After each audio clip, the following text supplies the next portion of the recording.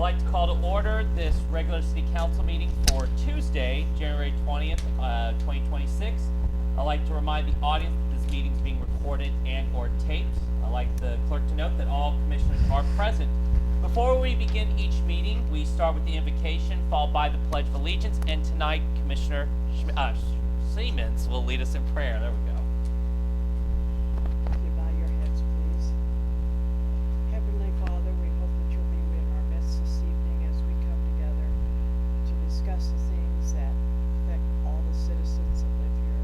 We hope you guide us in our decisions and give us your blessing as we move forward. In Jesus' name we pray. Amen. Yeah, I don't know if it's Jeanette's or... Okay. I pledge allegiance to the flag of the United States of America and to the republic for which it stands, one nation, under God, indivisible, with liberty and justice for all. Before we kind of get started, can you guys check your mics because we are getting a little bit of feedback. Yeah. Mine's off.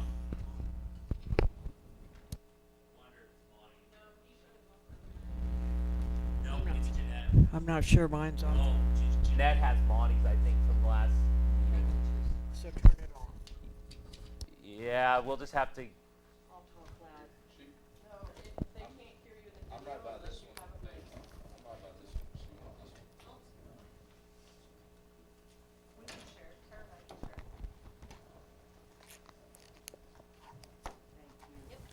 Okay. Yeah. Yeah. Where did that one go? Okay. Okay. Okay. All right.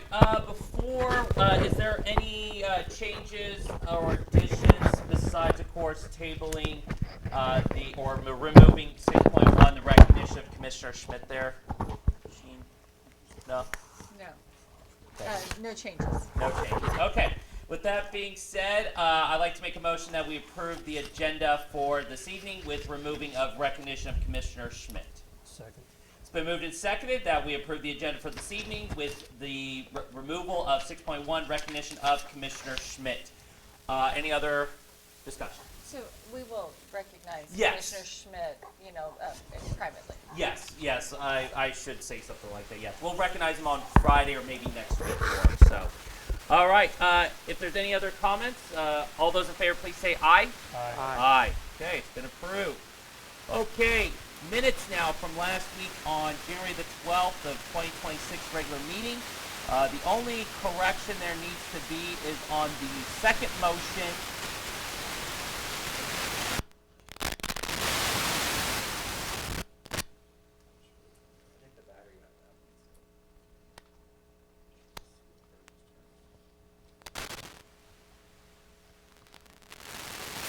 I know this was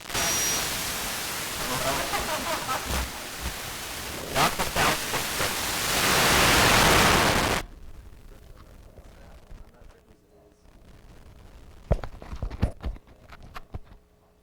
Okay. Back to this. For our regular meeting from last week, I'd like to make a correction on the second motion to replace Commissioner Hostetler with Commissioner Myers on the economic development section. So, are there any other changes that we need to make? Okay. Can I have a motion? I make a motion we approve the minutes of the last meeting. It's been moved and seconded that we approve of the regular meeting for January 12th, 2026 for the regular meeting with the changes that were made. Any other discussions? All those in favor, please say aye. Aye. Okay. All right. That being said, we will move to 6.2, the update from the Hope Center, Pamela Ford, and Mr. Scott Powell. Good late afternoon, early evening. We're in the middle of all that. My name is Scott Powell. I'm pastor of the Abundant Harvest Church of the Nazarene here in town and president of the Hope Center and one of the founders. And before Pam shares more about really the direct impacts of the Hope Center, I wanted to explain really the mission of the Hope Center. Maybe some of this will be new for some of you. but it's good to be reminded again of what we're really about. And I call these the indirect but foundational issues that we deal with. So we began in 2013 with a conversation with the Ministerial Alliance about how we were addressing needs in the community, in the county. And what we discovered is not only were we not doing a whole lot, in a good year we might be able to give like $5,000 in charity to the community, but we began to ask the question, well, what is out there already? So when we began to look at federal programs, state programs, county programs, city programs, charitable nonprofits, and just whatever else is out there, what we found is in Pratt County there are over 100 different agencies or programs that have some kind of help for the community, but they're very narrow bands. So they all have restrictions and a very narrow, this is what we do and this is only what we do. What we found out as pastors in the community, and as pastors we get that phone call quite a few times in the night, somebody's in need. We didn't know of most of these agencies. And so we began to get a hold of them. We brought them together in 2013 for a dinner and a kind of just a summit about what it is they do. Over 60 of those agencies showed up on that night. And we began to kind of pitch this idea. Would it be helpful for you if there was a centralized, coordinated collaboration of these services, so that there was one place to start if you were in need in town? Because if we didn't know who these were, how would the people in need know? And so overwhelmingly they said that is exactly what we would love to have. So the backbone of what the Hope Center is this coordinated approach to meeting needs. And we do that through building great relationships with all the different agencies in the community that address help. We also do a lot of things directly, and I'll have Pam talk more about that in a moment. But that is really the backbone of what we do, is we're a coordinated approach to meet needs. We aren't a Band-Aid approach. We are a solution approach. So we want to see people get into a better situation so that they can begin to walk on their own. And so we always ask them to be part of the solution. We're not looking to carry anybody. It's not just handouts or anything like that. There's a lot of conversation with them. And we've been doing this now for 13 years. And this is one thing, before I hand over to Pam, that we have seen and heard is, as we work with all these different agencies and we're on these committees and councils, these people usually travel amongst the whole state, going county to county within their areas. And what we hear all the time is, oh, I wish these other counties had something like the Hope Center. Because when they go into those counties, it is as disjointed as we used to be. And so this is something that we're very excited that we have in the community. And I'll say this, after 13 years, it's kind of we've lived with this reality in the community for 13 years. And it's easy for us to kind of go, well, that's just the way it is. It's not the way it normally is. So we have something very special in the community, and it's stable and it's solid. But it happens only because agencies come together. So the way it's set up is the administrative cost of the directors and the personnel down there, as well as the building and utilities and all that, that is through a combination of 14 churches that pool resources together, and city and county doing that as well. So we've all come together to make this work. Now what that does is it takes care of the administrative costs of the Hope Center. That means when we go out and we say, hey, if you'd like to give to the Hope Center into the benevolent fund, 100% of that stays in the county. 100% of that goes to people in need in the county. That is protected because everything else is covered through those other means. So when Pam gives you some of those reports about just how much we've given back to the community, I want you to also understand, though, that that doesn't come out of our administrative fund, which has been pretty stagnant over 13 years, while inflation has gone up. So we try very hard to never have to dip into any other funds. And so we rely on the churches and the city and the county to kind of keep us very stable in that area. So before handing it over to Pam, anything about the structure or practice of the Hope Center that you might have a question on? I knocked it out of the ballpark, didn't I? He did. Well, we'll see you guys next time. Yeah. I just thought I'd share a few numbers with you guys. You know, being the beginning of a new year, I had the wonderful task of getting all those numbers compiled. So in 2025, we had 704 transactions that we helped people with, and we assisted with over $104,000 worth of relief to people in our community. The city gives $750 a month to us right now, so that's $9,000 a year. And $68,586 came back to the city, which is wonderful. We love the partnership that I have with the city. Brianna, we're all buds. We talk on the phone a lot. Call up here quite often. Sometimes they know some more people's stories than I know, or vice versa. And when someone comes in with a request, if it's more than $150, which it usually is, I don't make that decision. I do an interview, I compile everything, and I give it to my advisory board. My advisory board then tells me what we're gonna do for the people. So it's really important for me to know what the individual stories are, what's going on with them, how often they've paid their own bill since maybe we helped last. I mean, there's a lot of things that we do look into. I'm really proud of our advisory board. They're very fair-minded, and they also are very cautious with the help that's given to people in need. So that's a wonderful asset to me, because then it takes the target off of my back, if you will. Like, I'm not the one making those decisions, and I appreciate that. It's a little hard to carry all that on one person. Does anybody have any questions about the finance side of things? I just want to clarify, Mhm. for the public and for the commissioners, when you say, you know, the city gave $9,000 in relief and $68,000 came back to the city, that $68,000 is a utility bill? Absolutely. Okay, I Yes. just need to clarify that. Yes. And then I do have another, can you tell us who's on the advisory board? Can I share that?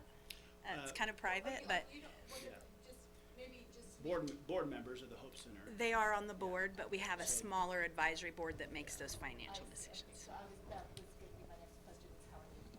Yeah. Yeah. Good questions. I never share that just because it, you know, kind of takes the targets off them too, with some of the people that might get angry or whatever. I do deal with a little bit of that. Some people that get upset when they're told no, but just something that is part of it.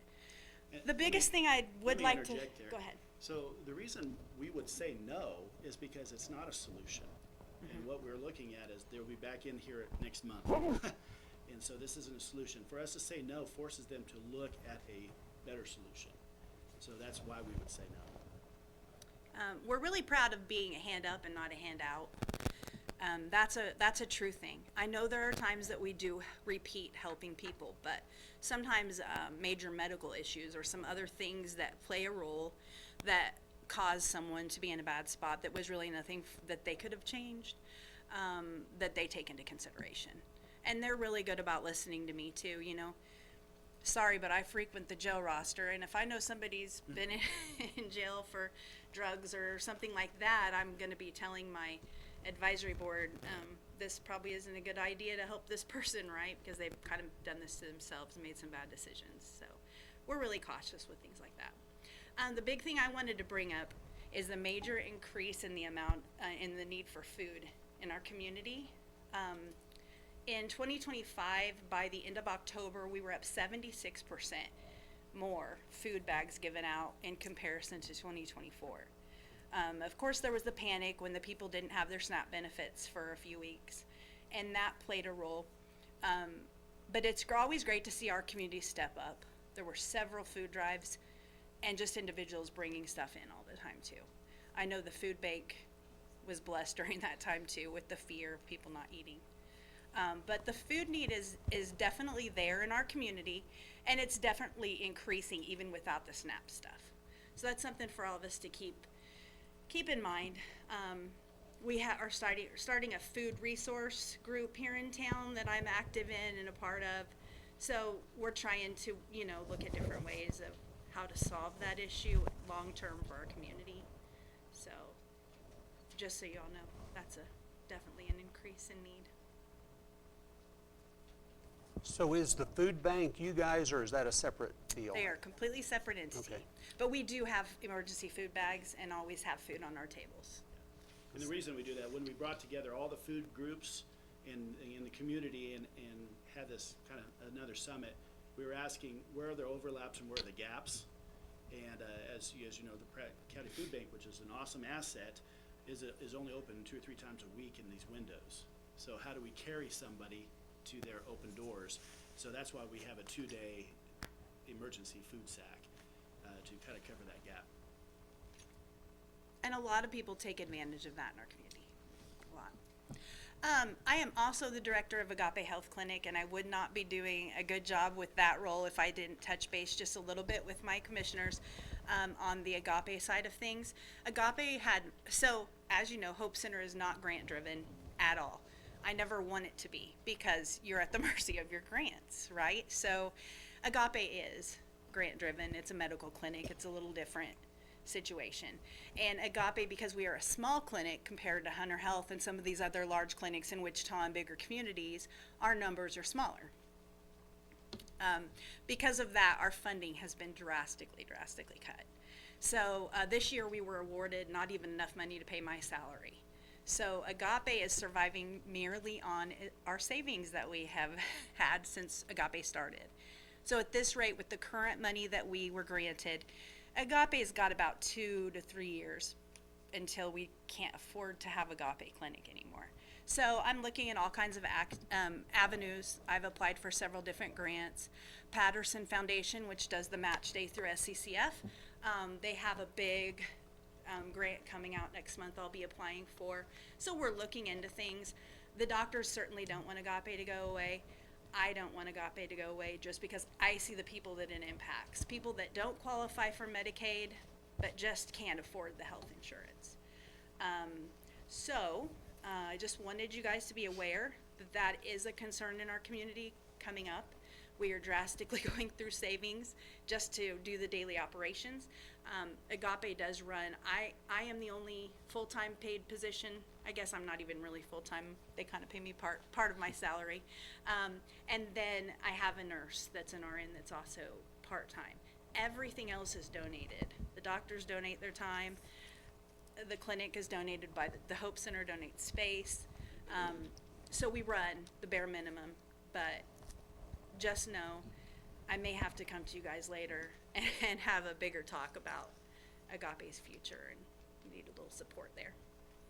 So the partnership between Agape and Hope Center is that we both, for a while, were able to pay half of her full-time salary to give us a full-time director that covered both positions.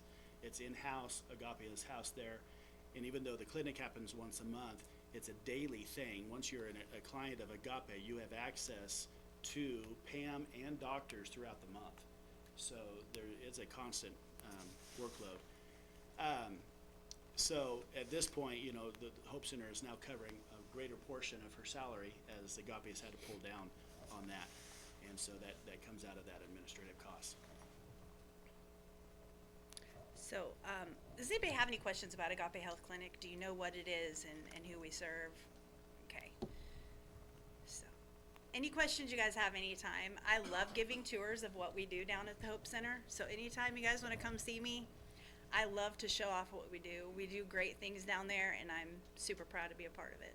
So. Pamela, I know it's kind of separate, but Circles of Hope, how are they kind of doing class size wise? I mean, do you kind of I can't really answer a lot of those questions well. They are under our umbrella, but all I do for Circles is their accounting. Yeah. Okay. I handle their finances, and that's all I do. Okay. So I don't have a lot of those answers. So for you. Circles works better in large communities because you have a bigger world to draw from. Right. The reason it works it's worked for 13 years here is partly because the Hope Center has a funnel system where we have these names and we're encouraging them all the time to go into circles. So they've been able to do these classes yearly, at least two, well, 1 to 2 a year. I think the class is much smaller this year, I think 3 or 4. Yeah. We're hoping to do some larger recruitment and whatnot. I'm not as involved in it as I was, but I try to stay connected. I know what's happening. Are they still at the First United Methodist Church right there? Yes. Okay. Yeah. So we have what we consider a 3-tier system. The Right. first tier is when they come in the door and they have an immediate need, they're gonna shut off everything, whatever. That's tier 1. Tier 2 is we've seen them more than once this year, and or the nature of the situation is larger. It just requires more conversation and more mobilization, maybe other groups, so that's tier 2. Tier 3 is our Circles of Hope, an out of poverty program. Well, thank you. Thank you guys for Thank your you. time. Yeah, Appreciate thank it. you. Alrighty, let us kind of continue on to business 6.3, discussion and or approval of funding request for electric meters. Mr. Huber. Thank you, Mayor. I come for you tonight to try to purchase and get your approval for another order of meters. This will be the 3rd year in a row that we've ordered these. We're sitting at about 1,200 meters total in our system. Last year we installed just around 900.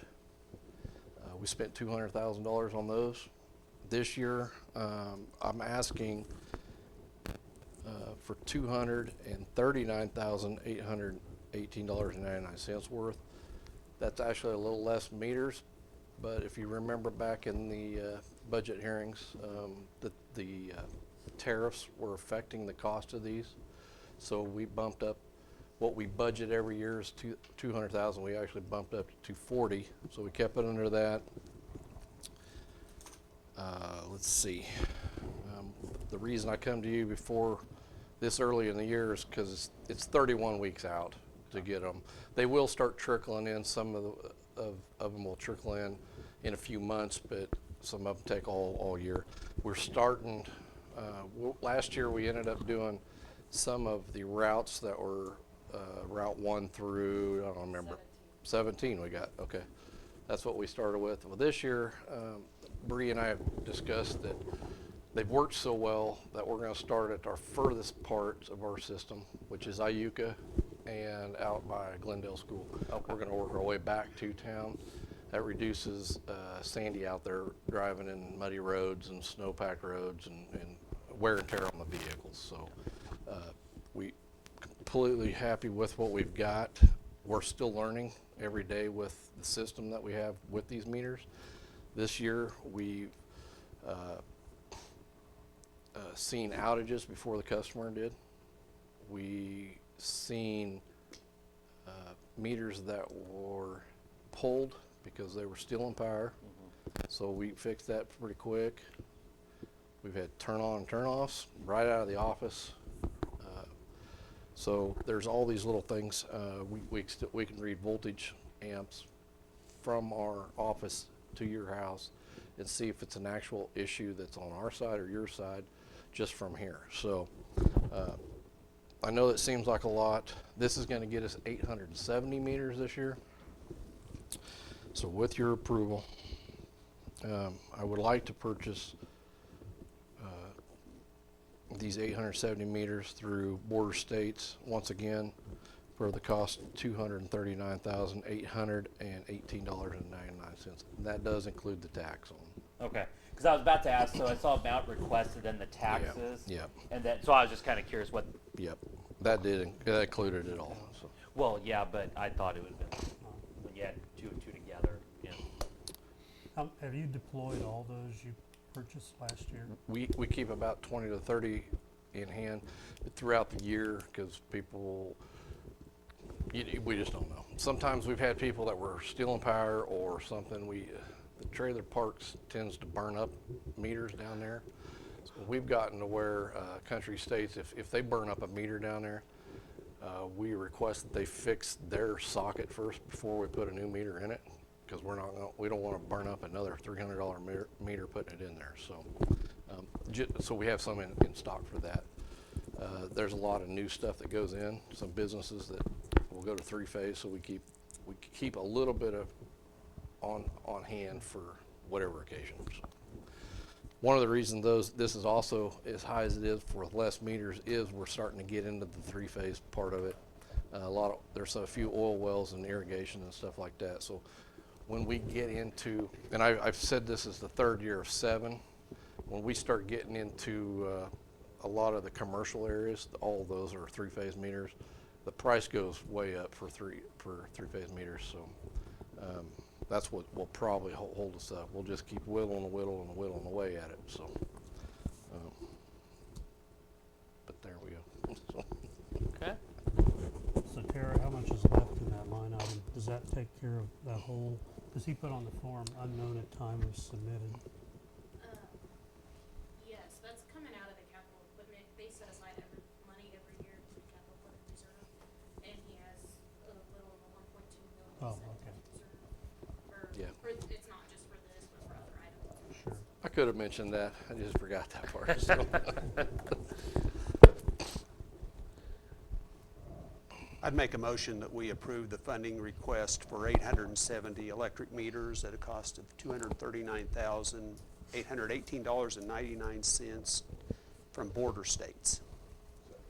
It's been moved and seconded that we approve the funding request for 870 electric meters for a total of $239,818.99 from border states. Any other discussion? I would like to add that the tariff cost is included in all this. Okay. If by chance we were told by border states and Lansing Gear that when they ship, if by the tariff goes down, then they will reduce that cost. So, but they will not go up. That's what I was told. Okay, so Okay. even if tariffs would go up, we're locked in on that price. They're working pretty hard to get. I don't know if they're moving factories back to the United States or what from Mexico, but I was told they're working really hard to get so they don't have tariffs. Got it. Okay. All right. Thank you, Jamie, for that. All right. Any other comments? Okay. All those in favor, please say aye. Aye. Okay. Got your meters for you. All right. Moving on to 6.4, dangerous structures hearings. Mr. Cody Smith. Thank you, Mayor. So I'm basically just starting out to kind of get us to where we are today in terms of this process and explain it briefly. I did send out today by email. Hopefully everyone is able to review that, but essentially kind of an outline, both describing the dangerous structure process and also the hearing process for tonight. We're essentially on the fourth step of this process. It began with the enforcing officer's statement about the property that was brought to a meeting whereby a resolution setting the hearing was passed for each of these 3 properties. The publication and notice requirements was step 3. That all was complied with, and in doing so set the public hearings for tonight, which brings us to step 4, the show cause hearing, where the commission will hear evidence from Mr. Walker as the enforcing officer and any parties in interest that have appeared today for the particular properties. Hearing is conducted informally but shall remain orderly. It can be adjourned and continued at the commission's discretion, and the key determination is if the structure is actually unsafe or dangerous, not merely unsightly.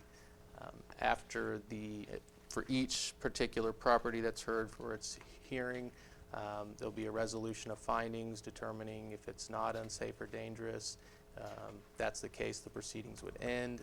If it is unsafe or dangerous as determined by the commission, then there'll be a resolution that includes the findings of fact, direction to repair or remove the structure, a reasonable time for the owner to commence and complete work, and a statement that the city will remove the structure if the owner fails to act. So essentially that's where we're at for tonight. Set forth in terms of the hearing procedure, the mayor will call each hearing for each property announce the address, ask anyone who's present for that property to identify themselves so we can note their appearances for the record.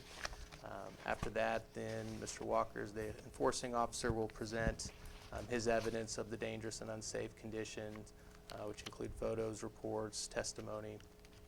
And then the City Commission and myself may ask follow-up questions. After that, the Commission will hear from the parties in interest, if there are any that have appeared for the property, allow them to present any evidence to show cause why the structure should not be condemned. And again, the Commission and myself may ask questions based on the evidence that's presented. After that, the Commission may then ask any additional questions of any of the parties they believe is necessary in order to make a determination. After that, the hearing will be closed for deliberation, and at that point, the Commission will essentially decide how you want to proceed. So with that said, and unless there's any questions on the procedure, I would recommend that the first hearing be announced and request for whoever's present for that to identify themselves. Okay, and so I have to make a motion, correct, and second it. When you said I open it up, or do I just say I hereby open up the hearing for 12 South? I think it's fine just to open up the hearing and announce the address. Okay. All right, I hereby open up the hearing for 412 South Main. Is there anyone that represents that property? Okay. And your name, sir? Harry Dawson. Okay. Thank you, sir. Okay. So I'm going to step up here. I have some photos that I made them black and white, and you really can't see them that well. So we'll put some of them up here, and I'll kind of go through what I have here. See if that's on it.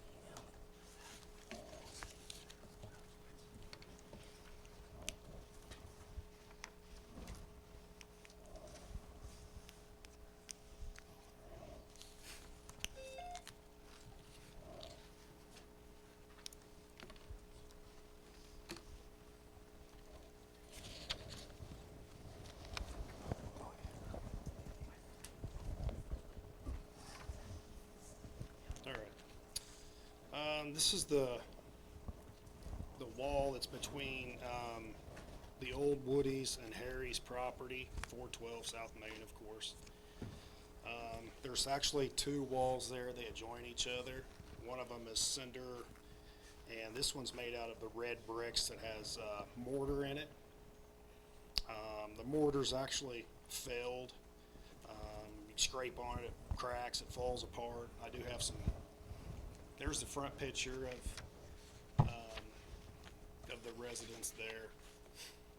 Windows are knocked out. I'll show you on the other side, but this is, like I said, the front. The doors were bolted together, but today I went in there and I seen the padlock's been cut, so somebody's cut the padlock. So I don't know. You could maybe open them doors. I don't know if it'd be safe, but there's some damage where the bricks have fell off onto the ground.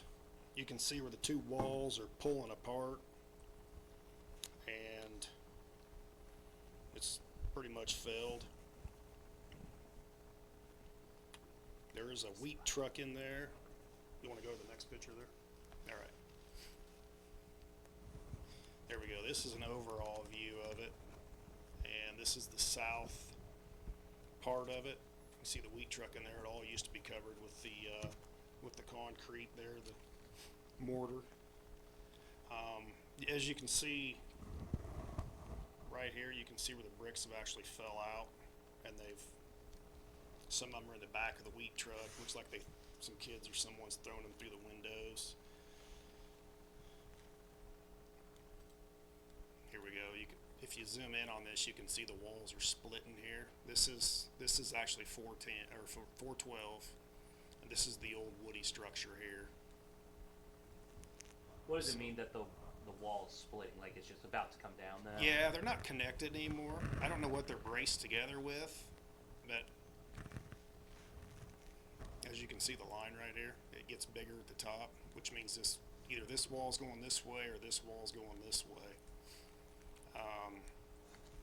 I will tell you, Robert, rarely did they hook them together because they were built at separate times, and so they were actually individual walls. Okay. Yeah, like I said, I can't see in between there, no. We don't know what the footings are underneath these underneath these walls. We could guess, but like I said, structurally, there's no roof. If you flip over to the third page there, they had a structural engineer out of Kansas City look at it, and the one I was communicating with was Bethany Timish. You look at the second page of that, I marked that, I made that star. That's,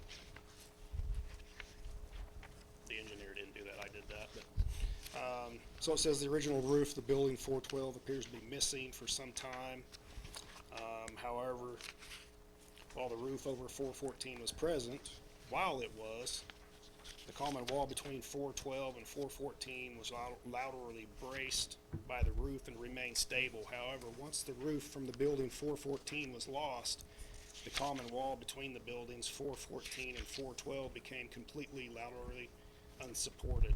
An unbraced condition of this wall can be seen in photo 3. And that photo is attached on this, Appendix B. That's pretty much what the structural engineer talked about in there.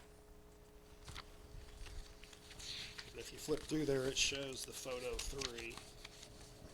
And it's just kind of the same pictures I have. It just gives the addresses of it. And it's the back side of, like I said, so these photos attached to this I did not take. The photos you see on the screen and the photos that, there's some black and white ones in there, but I chose to put them on there colored, so they were a lot better. But you can see like photo 11, I mean there's a little better. Let me see, keep going through those photos. I got one where the chimney actually comes up in the middle. There's a pretty good one. There it is right there. See the crack right here, right where the wheat truck starts right here, and you can see where it's lost and it's cracked out clear up to the chimney. It's actually losing its stability right there, and I think that's due to the mortar failing in here. And like I said, I can't testify to what causes that, but there's a lot of it bulging, cracking out. It's coming apart. There's another spot right here. It's in places it's bulged out so bad that the pigeons are making nests back in here. So it's got to be pretty decent wide off of the other bricks. That's towards the east of it where they've already fell out. Apparently somebody's picked those bricks up and taken them. Here's some of the bricks on the ground. There's another good picture of the wall. And I went and looked at it today to see if there was any changes in it, and it hasn't changed. It's pretty much the same as it was when I first looked at it. I just got a few other photos of it today. Were these photos taken today, or was this month, week? Some of them were, some of them weren't. I just wanted to give you guys, like, the first ones we took were of today. These are actually, I believe it was August.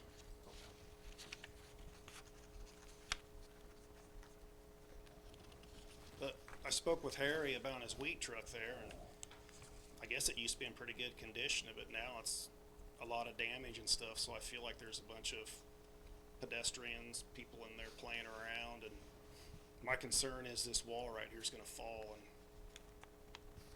possibly hurt or kill one of them. It's hard to say when it could fall. Yeah. Right now. Yeah, which way it'll fall. Well, and you said individual bricks are falling off of it, so I mean, that in and of itself would probably be dangerous if one brick fell on I think someone. if a brick fell from 10, 12 foot in the air and smacked you on your noggin, you'd know it.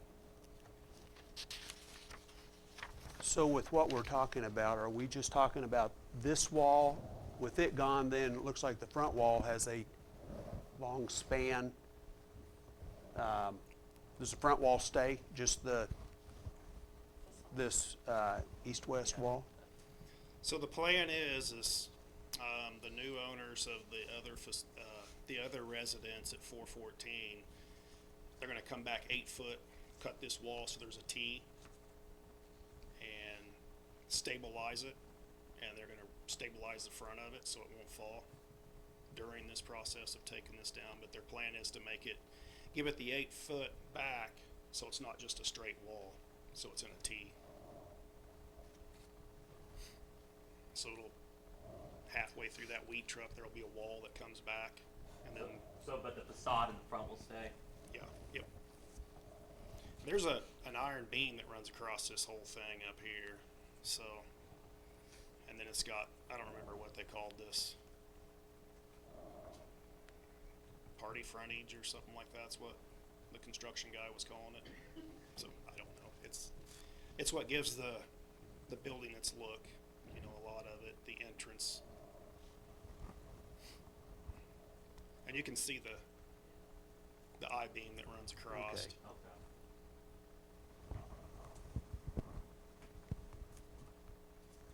Now, we're still gonna, with the facade, is that gonna get cleaned up at all, or? I hope so. Yeah, the big window right here behind this wheat truck's actually knocked out. Of course, these are too, you can see there, and the glass is laying down here. I spoke with Harry about putting a fence back here, so I went and put some snow fence that I had at my house, and it lasted maybe not even a week, and somebody stole it or it blew away. I'm not sure what happened to it, but I mean, it was an attempt. Any other questions for Robert? In terms of repairing or removing, those being two of the options, I mean, I feel like the answer might be apparent, but can you provide your opinion on the matter? In my opinion, I believe the mortar in this wall is failed. And I think if you try to take the other wall down, this wall's gonna go with it.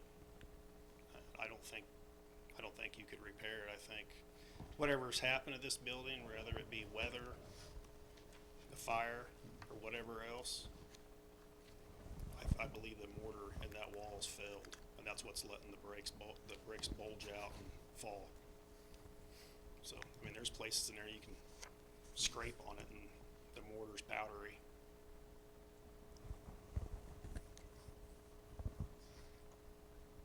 Any other questions for Robert? Okay. Thanks, sir. Yep. All right, at this time, Mr. Dawson, you have the opportunity to present evidence and show cause why the structure should not be condemned. If you would, please come up here and speak to the podium so our YouTube channel can pick you up and everything. And again, we'll ask you some questions. Our city attorney might ask you some questions as well.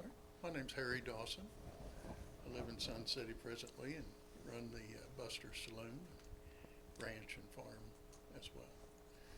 The impact of the fire from Woody's, I think, was pretty detrimental to my structure. Currently, I have legal representation that's negotiating with the insurance company. I say, I have counsel that is speaking with the insurance company that covered Woody's, and I know that there's been an action filed. I don't know their status of their conversations yet. I'm concerned about the wall, but I didn't want to destroy evidence without permission from the interested parties.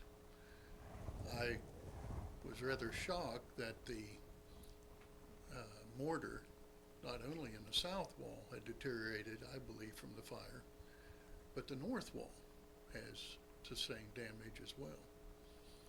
And my goal was to buy Woody's and make this property into a humongous beer garden. And I'm still on that track. I've got to figure out where we're at as far as the structure and the claim with the insurance company. So what I'd like to request is maybe 60 days to see if council can get together and get a settlement made with the insurance company. I'd hate to tear it down. I like the look of the authentic brick, but I'm not a brick man. So, any questions? Somebody like me, how long ago Woody's caught on fire? 3 years ago? And it's still in litigation for insurance? Yes.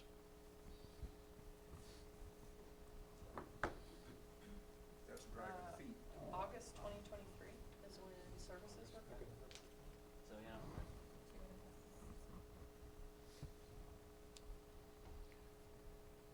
If I could get Mr. Smith's contact information and see if I can't get council to communicate with you, and then we could have maybe another session to decide where we're gonna go from this point in, say, about 60 days. Robert, how long have you been in conversations with Mr. Dawson regarding this wall?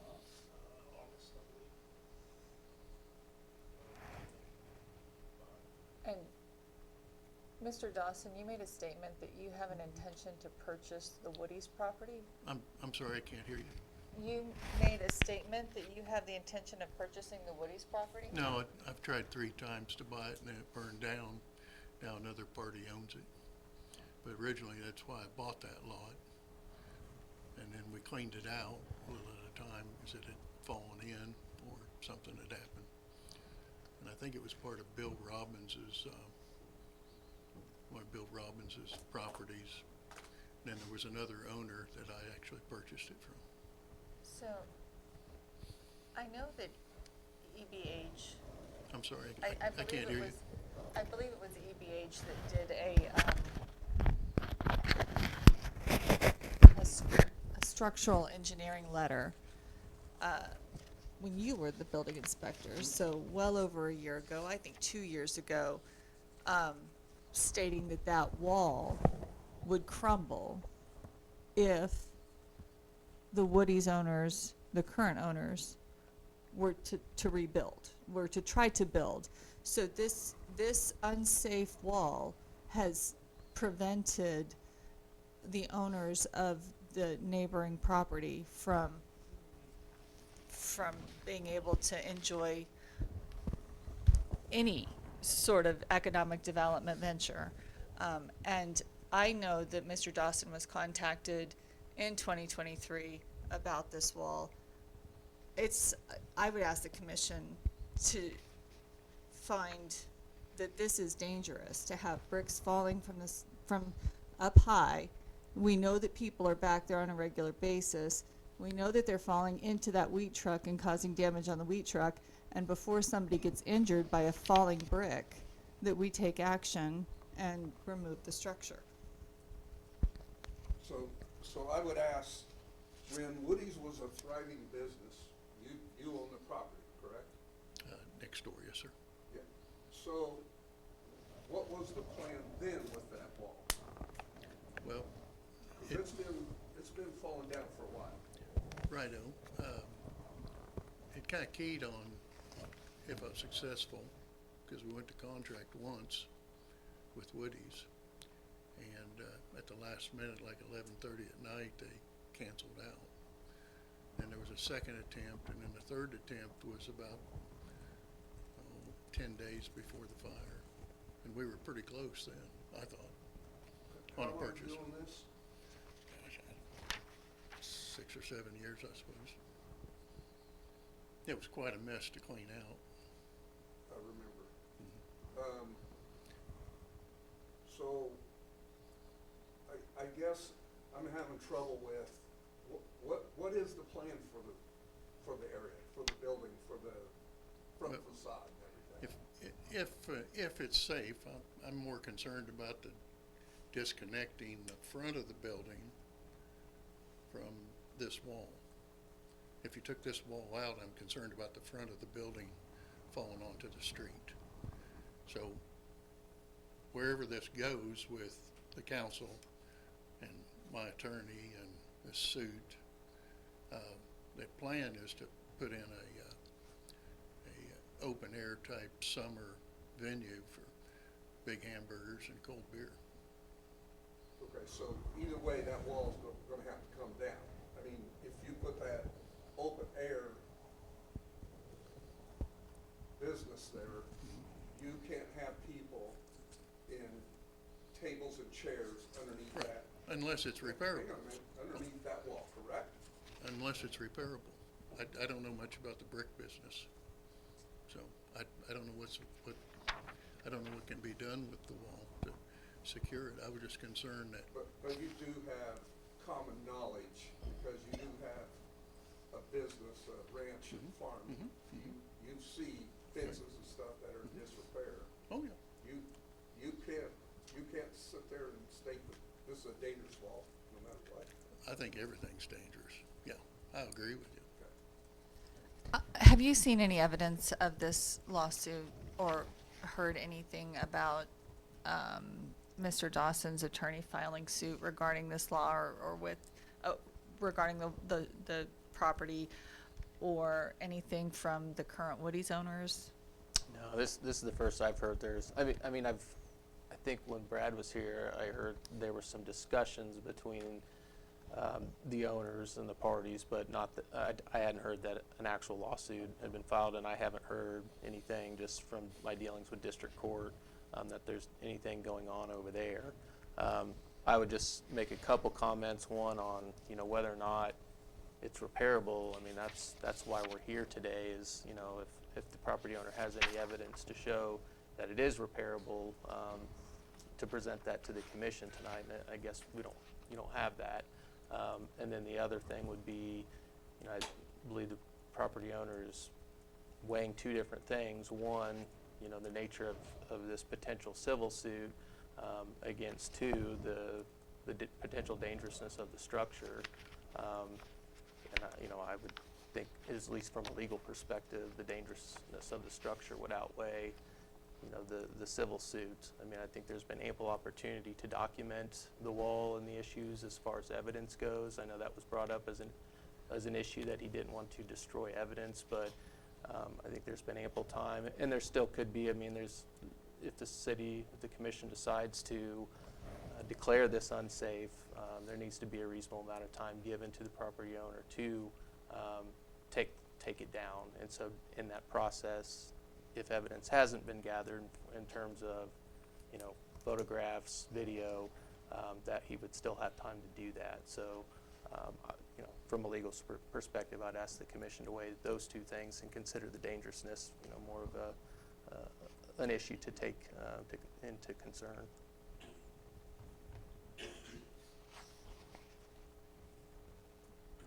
Any other questions for Mr. Dawson? Okay, Thank you. Sir. Thank you. Okay, at this time, is there any additional questions the commission would like to ask? Okay. At this time now, we will deliberate and make our determination on the record. Well, I do have one question. This report dated August 1st, 2025 from the structural engineers, what was really the bottom line on that? I've tried to kind of read this. It says some demolition is necessary. Some demolition of the wall. And yes, and once demolition is started, it basically says there may be further problems identified. Is that what it says in so many words? Yeah, so pretty much the conclusion of that is because the roofs are gone, that there's no lateral structure. Mm-hmm. So they feel that their wall on 414 is unsafe, so they're gonna tear it down. But their holdup is this wall's gonna fall too. So I went and looked at the wall, and that's where I come to the conclusion that it's gonna fall regardless of what they do with the other wall.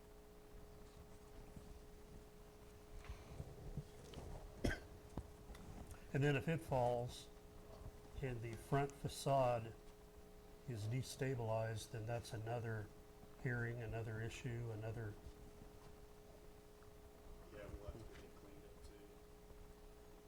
that's where I think they're saying they're gonna, at 8 foot back, did you say that they were going to separate? Then that way That's they the have other T owners, there. but to- that's the other owners. Pardon me? That's the owners to the south. Yeah, Not, But not they're here. gonna go right where that wheat truck's at, right, the halfway point? Yeah. To the east, they're gonna go 8 foot to the east and Okay. saw cut that wall down and it will remain there. So that front's on T. But that will Be stay, recessed into there. No, they're just leaving that wall so that it actually has a T.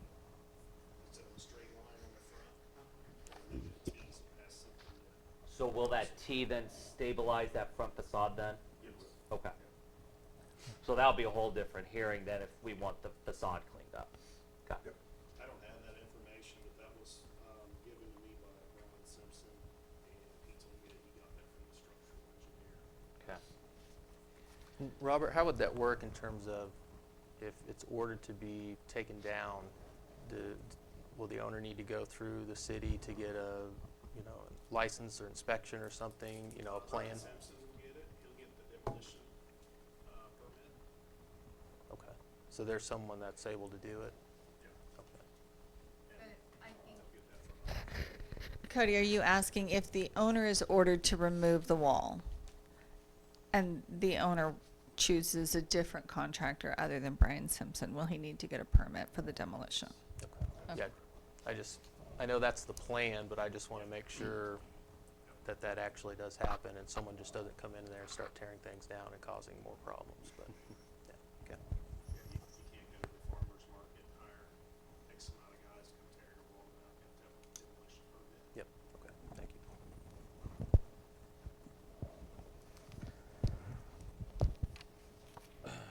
Okay. Are there any other questions or comments? I will just say Yeah. this, I actually saw the other, structural engineer's report, and it pretty much says what this report says. Okay. So, and that's two separate structural engineers giving the same opinion.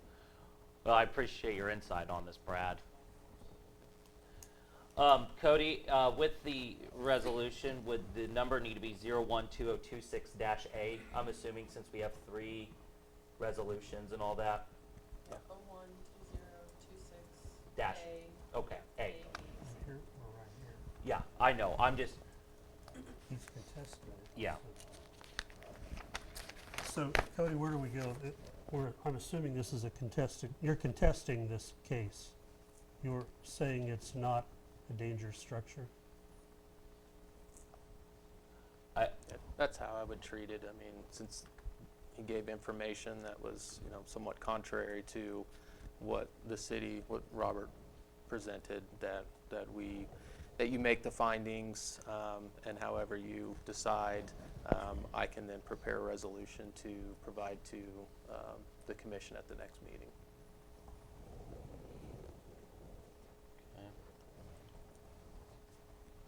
Okay, so you want me to make a motion? or I think I Or do. you I think I do, don't I? Or does it matter? Doesn't matter. Go ahead. Okay. And so this is contested then, Cody? Yeah, I would Okay. treat it that way. Based on the evidence presented, I move that the commission finds the structure at 412 South Main to be unsafe and dangerous, and I direct the city attorney to prepare a written resolution consistent with these findings, including an order to remove the structure for adoption at our next regular meeting, which will be Monday, February the 2nd. Second. It's been moved and seconded that we move that the commission finds the structure 412 South Main to be unsafe and dangerous, and direct our city attorney to prepare a written resolution consistent with these findings, including an order to remove the structure for adoption at our next regular meeting for Monday, February the 2nd. Any other discussions? Okay, all those in favor, please say aye. Aye.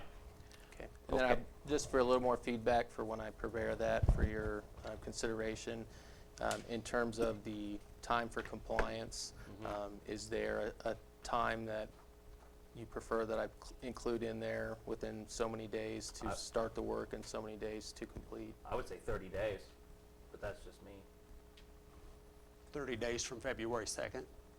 It would be from service of the resolution, so we'd probably get them served within generally a week after So you might just kind of keep that in mind in terms, because that's just based on the statute. It has to be, the clock has to start once they're served with the resolution. So you have to have 2 dates, Kyle. So Oh.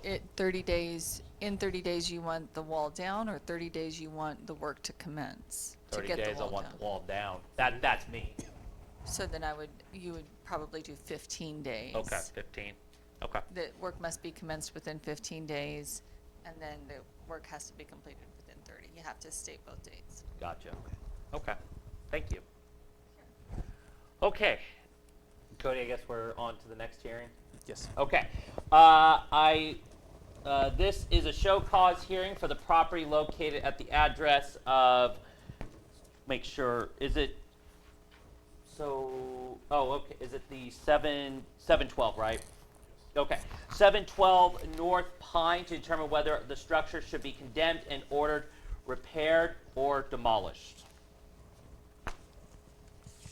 Okay, and then, I'm sorry, I'm going to say who is here to represent.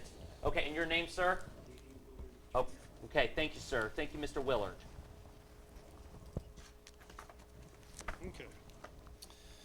So the address at 712 North Pine, I personally served Danny Willard May 7th. Go through it. It's got some foundation problems on it too. I got some pictures of it. Like here's the front of the residence right here. You can't really see it from this side, but the peak on the north side there is actually a hole in it that goes into the living room part of it. So it's got a lot of damage. If you get up by it, you can see it's sagging. So the truss is on there. Some of the wood's missing. It's got wood shake shingles on it. A lot of water damage. I don't know, possibly mold infected. Some of the windows are open. When we were up there last time, it was summertime, but there were cats living in it. So it's got some of that. Okay, just go on to the next picture there. I guess there's the side right there where you can see the shakes are off of the trusses on that side of it. Just, there we go. This is the side. Oh, there's the window that's open. It was covered in plastic, but I don't know if the wind's got it off. I know Danny did try to cover them all up because I told him we needed to try to keep the animals out of there. Just go on. Here's some of the foundation right here. As you can see, all the mortars fell out of those red bricks. This is the corner right there by the front of it. Just go on. There's a close-up of the window. If you look down at the, as you can see, the floor plate there is rotted real bad. Can you zoom in on that? Like right in there. You can see this right here that's what sits on top of those bricks, and it's all rotted and fallen. This actually bulged out of there, and it's that way all the way around. There's some good stuff in here I want to show you if you go on here. Does power still go to that house? There is. This is the back of the residence. You can see there's cinder blocks back here, and they don't look too bad, but this floor joist right here is bad. It is rotted out. So this is the electrical cord that runs into the house, and this is, you can see the open conduit right here on the box. There's one here. You can see the water damage here. Show the next one there. And this is the roof above that electrical box. I'm not sure how this place hasn't caught on fire yet. This is the stairway to the basement. You can see the floor joist here is rotted out. Floor plate here is rotted.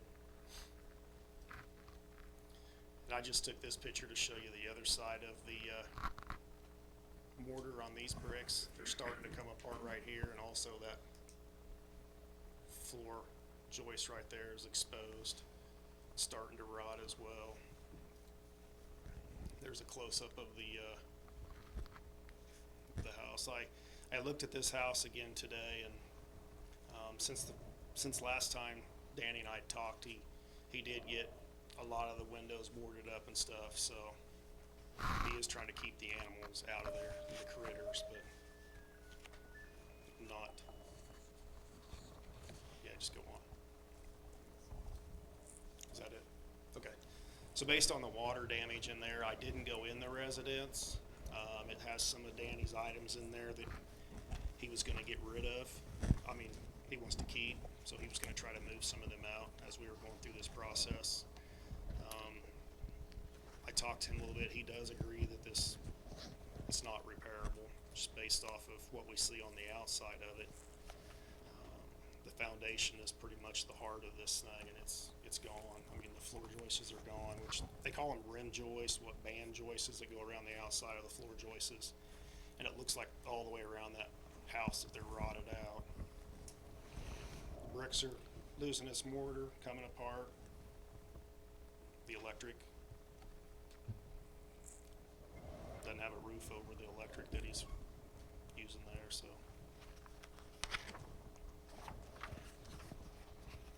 It's my opinion that tear this building down, this structure. If you go back to the picture inside with the looking straight up, and you can see the sky, that kind of tells the picture right there, Yeah. or tells the story. This is kind of how it is. This is the back room. It was covered with trees back there, but I believe your neighbor cut those down, right? Okay. His neighbor's been trying to get those trees out of the backyard. And, but yeah, this is what that back looks like, where that power is at. But don't we have the authority, if there's power there, to cut that? If this is dangerous? We do.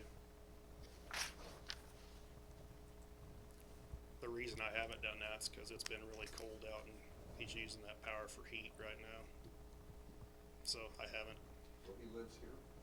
He lives in that camper beside that house. Is that correct? Yeah.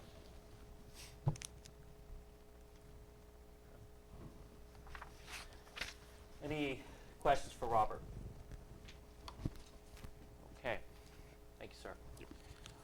All right, at this time, Mr. Willard, would you like to approach the council to give us show cause why the structure should not be condemned, or at least just give us your thoughts or anything?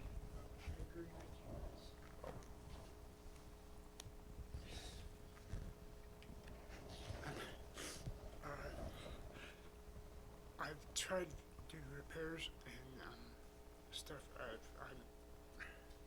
I'm on disability, and in the last 5 years, and I've been trying to get things back on track.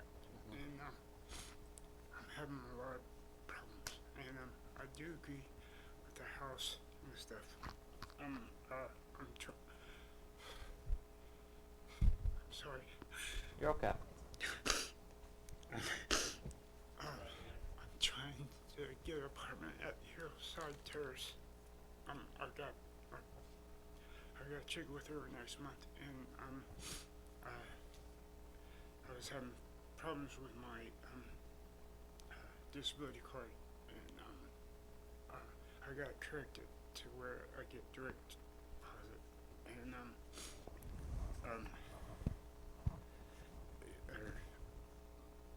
I don't have money to tear the house down or anything, or a way to do anything with it, and I agree it needs to be tore down.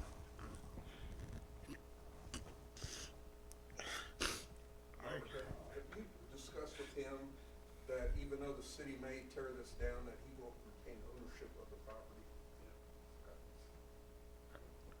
I won't. I won't have. We've tried quite a few times to get him into a residence here in town. They're just full here. Well, to clarify, if the city sets a time period to take the property down and it doesn't occur, then at that point the city can do it either by using its own staff or it can hire it out through a contractor. But whatever costs are there then would be put back onto the property by way of special assessment. So it would retain the property, but the idea behind that statutory provision is that a city then would eventually recoup its costs of the demolition through the taxes on the property. Cody, is there any legal grounding for the commission to remit that cost in cases of extreme need? There's nothing in the statute that prevents it. It just says that the city may recoup its costs through that procedure. So, with that language, I would say that it would be up to the city's discretion and the commission's discretion as to how to treat that. And is there a way to remove the structure but leave electric access? It's the city ordinance, living camper in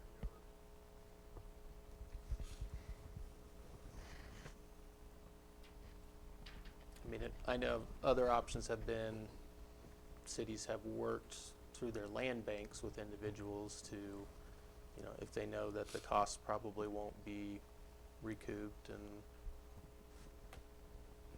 and instead the land bank could take it and try to do something productive with it. But yeah, there's nothing set in statute saying that either way. It's just kind of something that cities have done, thinking outside the box, so to speak, to address the property.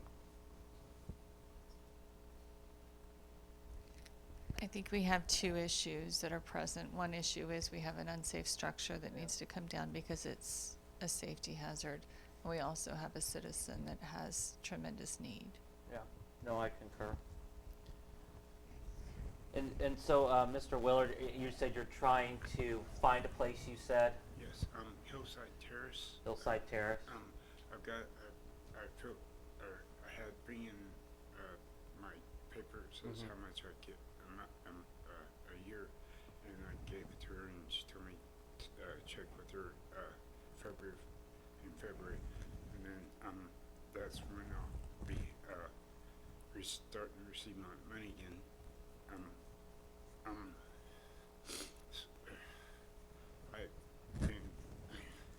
You're okay, sir.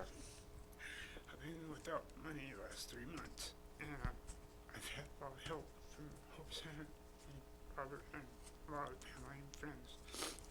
Just to correct, somebody took my card number and took all the money, and I've been having to prove who I am, and finally getting things back, or try at least back in order. So Kyle, I think we have, like Gina said, we have two problems. Yeah. We have the structure, which that is ultimately what we want. We want to do. No. But we also have a violation of living in a camper. But I would think this commission could, I don't know how legally to grant some time for him, so we can at least get our part of it done. Yeah. I agree with you, Brad, 1,000%. I do. I agree. I do too. Mr. Willard, did you get this property from family, from your father? Or? Yeah, my dad. Okay. It's been in my family since my grandma moved in there, or most of my life. And, it's hard seeing pictures, and then family my mom sold me the camper, and to where at least have something better, and then just in my process of getting back my disability, I can get with the Hillside Terrace to. Was that a purchase, or did he gift it to you? I paid $4,000 for it. Okay. Is the RV mobile? I think so. I'm wondering if we could provide a space at the 6th Street RV park for a time? I was about to ask that. It's about as bad as, or water, it's got water damage and, so, it's, it's, Maybe we give some time. yeah. I think that the structure is a dangerous structure, but I think that we also have a Yeah. humanitarian issue that we need to address. Yeah, Absolutely. I agree. And I'd like I, some leeway for staff to handle it in a yeah, compassionate way. I agree with you 1,000%. I'd like, Mr. Willard, I think we all agree that the structure needs to come down, but I think at the same time, we want to help you out as much as we can until you can find a suitable place, if it's hillside or wherever, but we want to make sure you're taken care of as well. So, so I think what so do I do the contested then one, or are we just gonna say we're gonna, We table this? Yeah, should we table this? can we, Cody? We can continue it. I mean, another option, I set forth is, it sounds like this would probably be a good case where we have an agreement in place, Okay. because he has agreed that it needs to come down. And so, yeah, I would recommend we just, for now, we continue this either As- to the next meeting or the following meeting to give staff some time to maybe work on some options. And then at that, we could come to a final agreement and put that into a resolution. In the meantime, is there any sort of a temporary action we can take to provide a higher level of safety for that outlet that's exposed? Some covering of some sort, Jamie?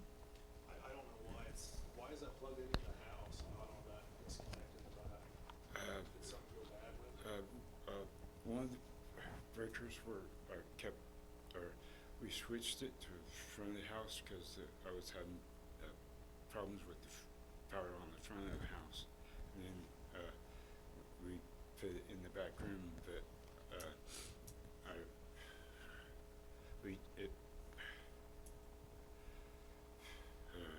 We can, we'll manage that. Yeah. We will look into how to make that a safer situation in the meantime, Yeah. if we can. We will try to do what we can, sir, to help you out until we can get this resolved, okay? Okay. Temporary. Which would be safe. Okay.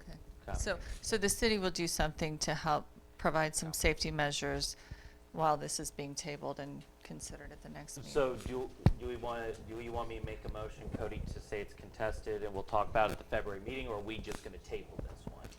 I would just do a motion to continue this hearing to Okay. the date that you want to continue to. Okay, based on the evidence presented, I'm doing the contested one, correct?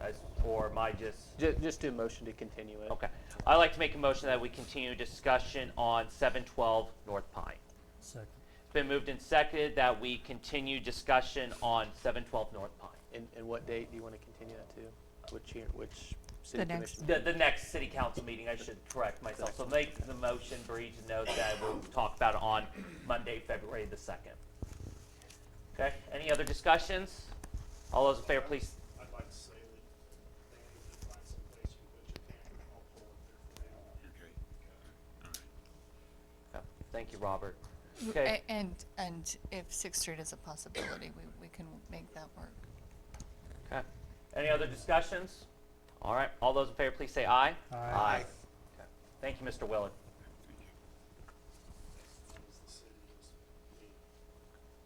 We appreciate it, Robert. Thank you. Thank you. Thank you. Okay, moving on to our last structure. This is a show cause hearing for the property located at 117 North High to determine whether the structure should be condemned and ordered, repaired, or demolished. Is there anyone present for that property? Nope. Okay. All right. So this is the first I made contact with it. July of 23rd of '25. The first complaint was the animals, the grass. And a closer look, I started seeing the windows were all knocked out. If you want to go on to the next photo here. This is the front yard. I think we had it hired to mow, so we were mowing it. If you go to the next one. There we go. So this is the back porch. I'm standing in the neighbor's property right now. I did make contact with him. A guy from up the road said, I can't remember if he said he was a father-in-law or his father. He worked for Preston City, the city of Preston. And he agreed that it needed to be tore down just on the structural issues it had with the foundation as well. Go to the next one if you would. So you can see the back porch here. It's held up by cinder blocks. They're not steady. They're just placed throughout here. The back door, I looked at it again today, and the back door window is actually busted out now. So someone's been in there since we've looked at it last. Go on to the next one. So here's a family of raccoons living in there. This was given to me by one of the neighbors. And there's a hole actually in that roof right there, and you can see where it's kind of starting to warp right in here. You can see the shingles are different. Yeah, go on to the next one. This is just an overall view. I think I took this one today. The porch actually does sag right here real bad in the front. Go on to the next one. Ooh. This is what the porch is being held up by right here. Cinder block. This is on the south end of the porch. So it's cinder blocks, and this floor plate here is all rotted out. And it's, if you zoom in, you can see where it's cracked clear underneath this support post. So it's just a matter of time for the porch. I did not go inside this residence. I just based my determination off the foundation on it. Go on to the next one. So here's the back door. It was open like that last time, but it wasn't broke last time I was there, but today it was. Go ahead. Here's the back window. It's been pushed open. I don't know if someone got in there or what, but you can see the discoloration from the water getting in there too as well. All the fascia boards are rotten. Go on to the next one. This is the back right here. This is a cinder block foundation. It's the same thing, like the mortar in it's falling apart. This is rotten back here. I don't know if this is probably an addition part, would be my guess, that they built onto this house at one time or another. And like I said, I walked, go on to the next one. You'll see all the trees along the foundation that's coming along. No one lives in this structure. So I based it off of that, off of the mortar falling apart here and the porch falling in. And like I said, I didn't go in the house, but the fascia, the soffit, the windows are all open. It's got a hole in the roof. Go ahead. I was gonna say, so I know you haven't walked in, but it's pretty much unsafe to even probably walk in there, right? I would say with this seems to be the only hole that I really seen in the roof part of it, but the windows, it's raining in the windows. Okay. So when do you think the last time anybody lived there? Say that again? When was the last time that was occupied? It definitely hasn't been occupied. January 24th was when the power was shut off, but it wasn't occupied at that time. It had power for. So the owner, you said something about the father, he works for the city. Is the owner work for the city of Preston, or? No, the owner actually lives in El Dorado, and I don't know if he's the stepson or the son of the guy. He lives up further north on High Street from there. And I visited with him, and he said that he wanted it tore down. He just didn't want to pay for it. Okay. So. Well, it sounds like this is uncontested because they're like just. And I've tried to talk to him a couple times and called him, and his voicemail's full, and he never calls me back now. So. Well, I think this one's a pretty obvious one. He was properly served with today's hearing date. Yes. Yeah, I mailed it to the owner, and then that's when the father or stepfather actually called me, and I made personal contact with him. I spoke with both of them on the phone, so they both know that this is going to happen soon. Okay. Okay, well, any other questions for Robert? Okay. Well, since the parties are not here and everything, I guess I say we Is there any other discussions we have on this one? Okay, with that being said, would anyone object if I make a motion we adopt the resolution to condemn it? Okay.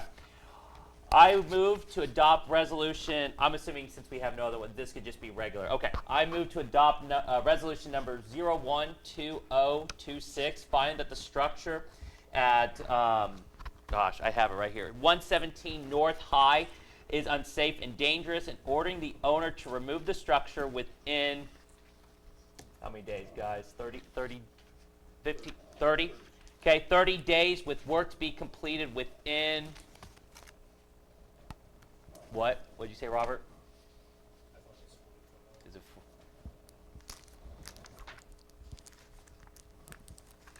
It is, our ordinance states 45? Okay, my apologies. So let me so is the structure within 45 and then complete within, no, within 30, completed within, okay, I'm so sorry. Let me redo this one just to clarify for everyone.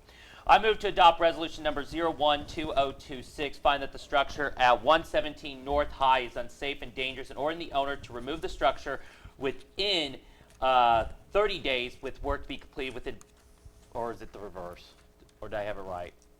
I did, okay. Okay, within 45 days thereafter. I apologize. Second. Okay. It's been moved and seconded that we adopt resolution 2026, find the structure at 117 North High is unsafe and dangerous. Any other discussions? Okay. All those in favor, please say aye. Aye. All right. Okay. With that being said, we will now move to open comment, city matters only, 3-minute time limit. Public is allowed to speak on issues or items not scheduled for discussion on the agenda. Comments should be limited to issues and items germane to the business of the governing body. The commission will not discuss or debate these items, nor will the commission make decisions on items presented during this time. Members of the public will be limited to 3 minutes for comments. Is there anyone in the audience that'd like to bring anything up? Okay. Oh, I'm so sorry. Yes. I'm so sorry, ma'am. That's okay. So my name is Rose Frame. Oh, if you could actually come up here. It's for our YouTube so they can hear you and everything else. My name is Rose Frame, and I own that address at 201 Stout, and I've just had a lot of problems with the neighbors. Recently, they drove a bobcat up onto my property, and then, like, it was snowed, so it slipped and almost hit a pole on my house. It's been a number of things throughout time, but I don't feel like anything has happened. I mean, I've gone to the cops a number of times and tried to do something because I don't know what I'm supposed to do with, like, people, you know, putting trash or whatever in your yard and all this other stuff. So that's kind of my reason for coming, is because I need some help, and what am I supposed to do? So what's the address? 201 Stout. It's right by the hospital. Okay. 4-car garage.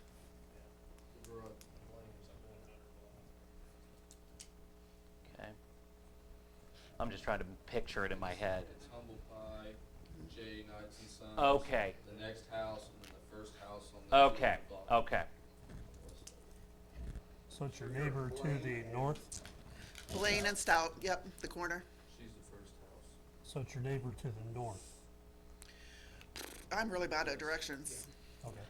It's right next to me. Right next to my house. Like, my house is 201 Stout, they're 205 Stout.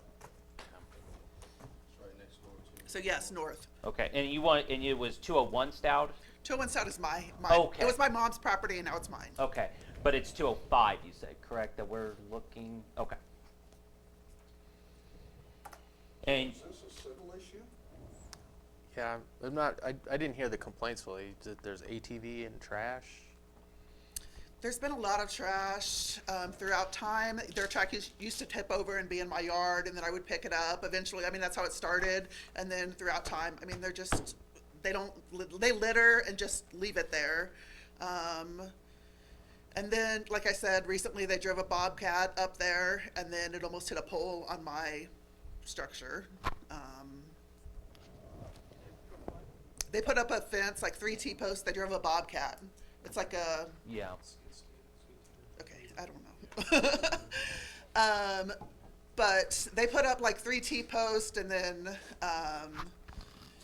you know, like, maybe I was thinking, okay, maybe that'll stop with some of the trash, it'll, you know, but there's just like a string attached to it, so they didn't care about the trash anyway, the trash still kept coming, and I picked it up. I mean, I'm not in the house all the time, so I don't want a lot of stuff sitting out there looking like nobody's there, right?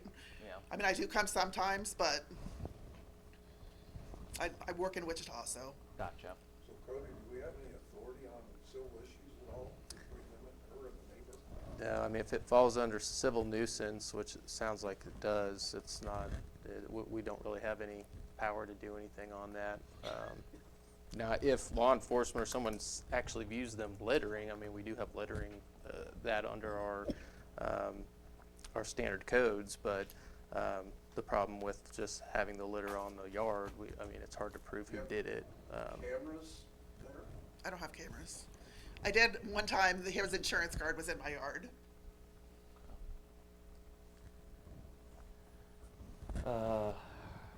Did they put those posts on their property or yours or It's right on the, on it was on the property line. property line? Okay. About to say. And I know Robert talked to him about that, like you're supposed to move it 6 inches over, it's supposed to be 6 inches over, and, you know, I read through all the code stuff on that, and like they were supposed to ask me before they even do that, and they didn't do that. They were supposed to call the utilities before they did that, and they didn't do that. So they did, after Robert talked to him, they, had those things done, but they didn't have it done before. And I also don't think that you're, like, are you allowed to take heavy machinery up onto the driveway? I mean, I don't know if that's a I don't code think we thing. have anything that could stop that. Yeah. No, that's, the construction needs to be able to put machinery on driveways to get, I mean, not on your driveway, but on, if it's on their own driveway, there's nothing wrong There with are that. civil actions that can be done, so filing suit in civil court for a trespassing or, you know, one of those issues, but this is similar, I don't know. Yeah. Several of you remember when Miss Hamilton came and was angry because her neighbor's sprinkler kept watering her lawn, and that was a civil issue, you know, she needed to handle that herself in district court.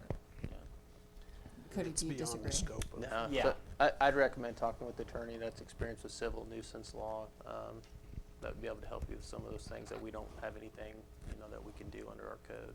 Okay. Yeah. And in town, do you have suggestions of who that would be? We really can't give you that information, but if you just search Pratt Lawyers on Google, you'll find, you know, some, and I just recommend giving them a call and see if that's something that they have experience with or would be willing to take on or meet with you with. Okay. Alrighty. With that being said, we'll move on to reports. City Manager, Ms. Goff. Thank you, Your Honor. So just a few things. I attended a taxing entity meeting on Friday. There was present Steve Novotny with Skyline, Morgan Trinkle on behalf of the county, Dr. Calvert on behalf of PCC, and we meet periodically and discuss things that are happening that are of mutual interest. There is interest and a lot of conversations, and I've attended several meetings recently on the neighborhood revitalization program. There's a strong desire on behalf of most of the taxing entities to see that continue, and we are in conversations about how we can do that in a way that is amenable to all parties interested.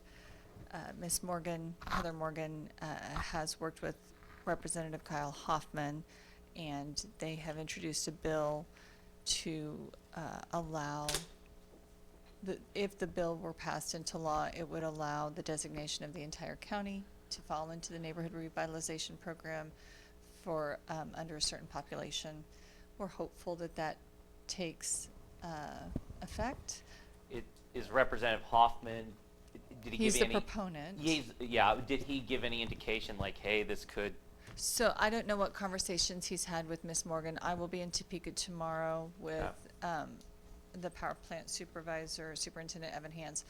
We're going to leave at 6 in the morning because tomorrow is Kansas Municipal utility day at the Capitol. And so we have a meeting to meet with Representative Hoffman and with Senator Blue, and we'll have conversations about the neighborhood revitalization program at that time.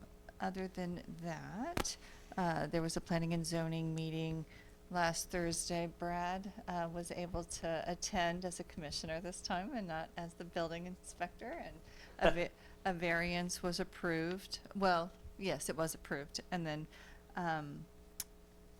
so last week also a KMEA representative came into town, and Evan and I met with him in the evening for a couple of hours. I saw Jeanette's lovely face there with having dinner with Jerry at the club. There was an airport authority meeting on Wednesday that I attended, and it was a little strange because it was my understanding, we had a discussion, you guys asked Cody to contact the airport authority regarding, going in a certain direction. And when I was there with a representative from BTI, and we were not allowed to present, any conversation at all. I was confused about why the airport authority meeting went the way that it did. The issue was tabled until next month, but that was the first time I had attended an airport authority meeting as a city manager, and I would have thought that we would have been given some opportunity to speak, but we were not. And then, that several years ago, I prepared applications for most of the boards that the city appoints members to. So we appoint members to the Planning and Zoning Board, we appoint members to the Travel and Tourism Board, we appoint members to Economic Development, the Cemetery Board, Park and Recreation Board. We've never created applications for the Airport Authority Board, and so oftentimes when their memberships come due, or when it's time to fill vacancies, we're given names but no information about the candidates. So I did ask Cody if he would prepare an application similar to the other boards for the Airport Authority Board, so that you can kind of get to know who the Airport Authority Board members are before you vote on them. So, and that's all I have so far. Okay. All right, any questions for Gina? So on the police department move, what's our status there? So Chase, the status is it's still, we're waiting on Chase to get some numbers back regarding a proposal to potentially move City Hall to the municipal building and to move the police department here. I don't have those numbers back from him yet. Okay. Okay. All right. Thank you, Gina. Anyone else have any other questions? All right.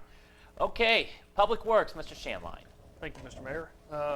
I was in contact today with the contractors that painted the hot and cold towers in regards to the labeling and signage that's on there and is discolored and chipping.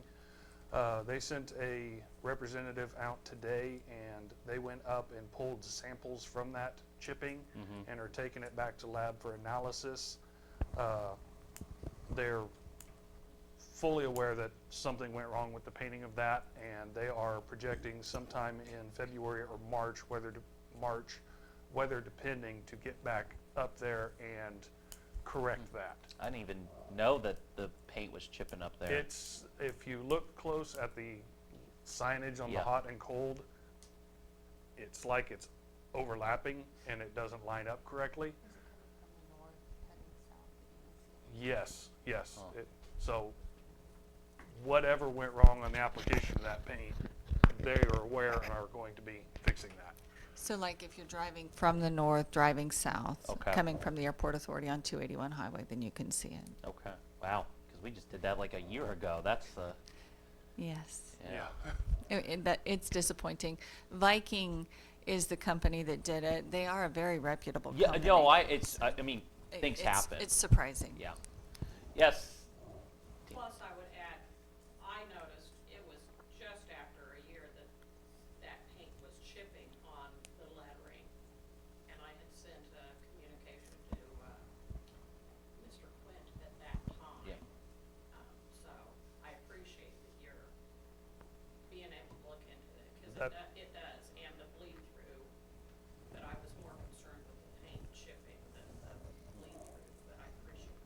Absolutely. I will state that they commended you on your park underneath there. They thought that looked very nice when they were there today.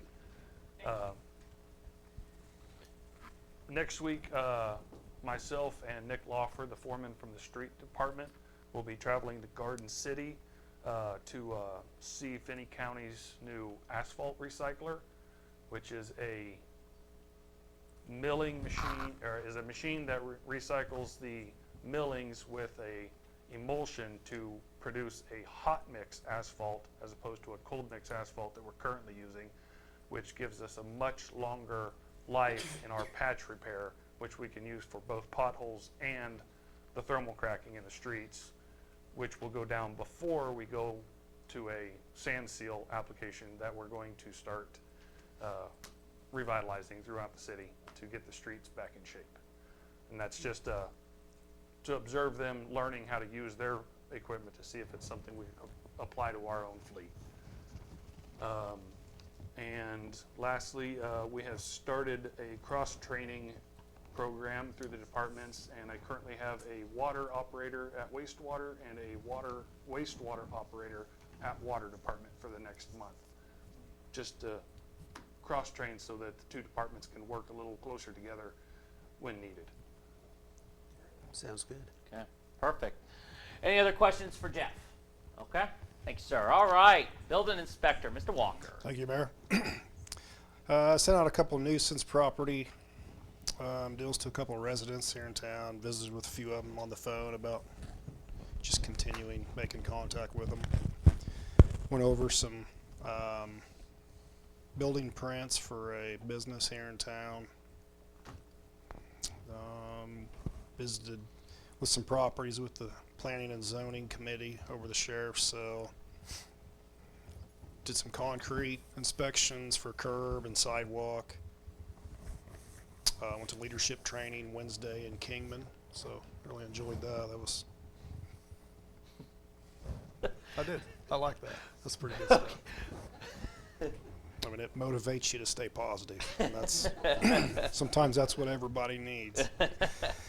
Did another building inspection for a garage on North Nenaskaw. Sewer. And that's about it. Okay. All right, any questions for Robert?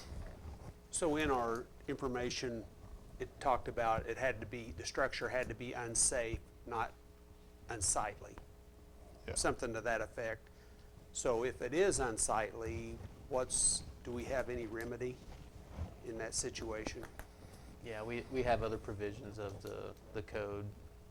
Nuisance is one that's separate from civil nuisance, but property nuisance, there's a whole chapter of the code that some of those types of issues fall under, whereby it can go both through, it depends on how the property owner responds to it. Generally, they just go through municipal court. If they do, once they receive that initial notice of violation from Robert, they can request a hearing before the governing body, which one has recently done. So you'll be seeing what that looks like at the next meeting or so. But I'd say, more than 9 times out of 10, they generally don't request that hearing, and then after a certain amount of days, then we can file. If they don't resolve the issue, then it's filed in municipal court, and we handle it that way.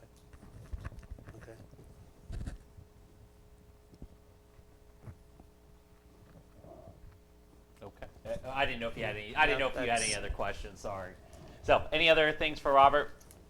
Okay. Thanks, sir. Thank you. All right. Electrical department, Mr. Huber. All right, I got a couple things here. With the holidays finally over, we're getting back in the swing of things, not just us, but so are the engineers that are working on our substation project, the power plant project. Chris Nagley from Utility Help Net contacted me last week. He said the one-line drawings for the substation are about 80% done. The steel drawings are about 90% complete. They're moving forward with the also with the switchgear and the layouts for the power plant. Kat got a hold of me last week. You're at good news. The first 3 units will be delivered June or July, And we thought it was gonna be a year, but they think by the end of the year, they'll have the other 2 done. So everything will move up faster than we thought, which is a good thing. And hopefully by this time, maybe next year, they'll all be actual online and working. So good news there. Let's see. Regina and I have talked to a couple of bond companies. We have one that I think we were going to go with, and we'll present that at a later date on our findings and get that approved. I hope by May we have that all sewed up, because about May, I think is when they're going to start doing some draws for money for this project. So, of course, the substation is still a grant one that we don't put any money in, but the substation or the power plant one is. That's on us. So, let's see. I know this is a little bit ahead of time. We were reached out last week. Sunflower contacted me. We're going to have an outage on our 115 line on March 23rd through the 25th, so we will be running generation for those 2 days here and be untied for, I think they're doing breaker maintenance and things in their substation. We will be prepared for that. The rest of this week, as you've probably seen, potential for snowstorms coming. Yeah. We're preparing for that, both distribution and production, getting ready for that. And one thing I want to bring up, and I know this it was brought up a week or 2 ago, and I don't know if you all get the KMU newsletter. I know some of you do. I think, yeah. But in it was, all the articles this last week were just nothing about data centers. Yeah.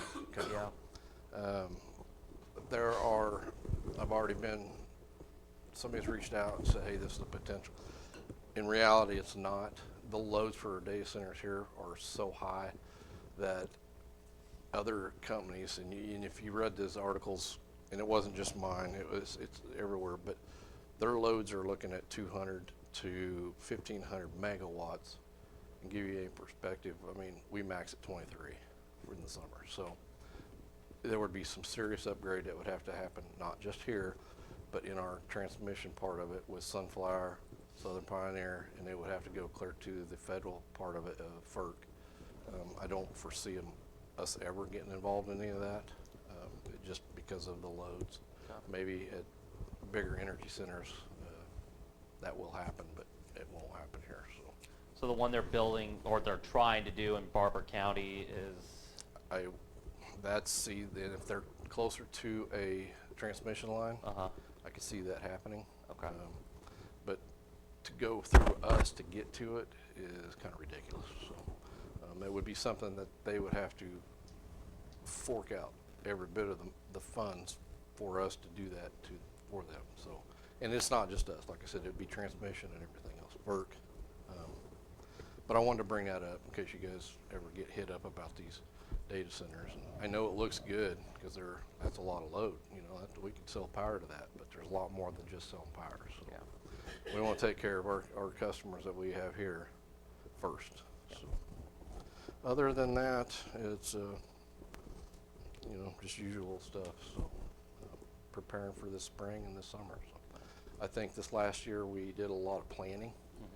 Now this year is going to be a lot of doing, so and I'm excited for that. So I think we're excited because the generators come in. Do they come in June or they come in March? The first 3 will come between June and July. Okay. And we'll hopefully have that all prepared so they can set them. I'm not going to tell you they're going to function right away, but at least they'll be set there, and then the other 2 will come in later in the year, and hopefully by the end of the year. So perfect. Yep. Awesome. All right, any questions for, okay, all right. Other than that, all right, we'll move on. Rec Department, Mr. Crouch. Thank you, Mayor. We're business as usual. We got basketball league. We just wrapped up week 2 this past Saturday. We have our men's league basketball that they just finished their first week. They're playing on Wednesdays and Sundays.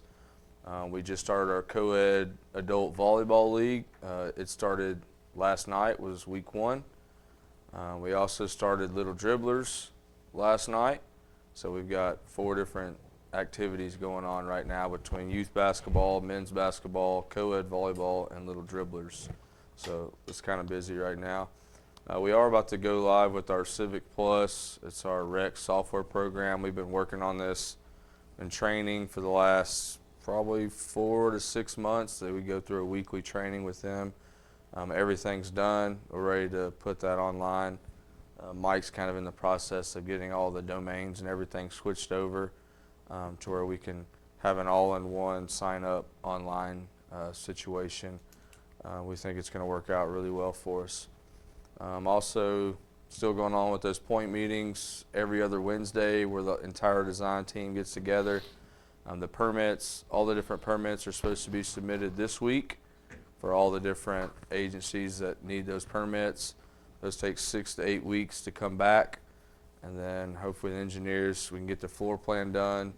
The engineers can engineer the building, and then hopefully we can break ground once all those permits and everything come back. So optimistically hoping around May 1st, start moving some dirt. So don't hold me to that, but that's the timeline that we're on right now. So that's all I got. Okay. All right. Any questions for Justin? Okay. Thank you, sir. Since Alita, you're over there, did you have anything? No, I don't have. Okay. Mike, anything from IT department? We're pretty much done with our Exchange migration. Okay. Everything's now moved up to the cloud. I've kind of cut off connection to the on-site servers.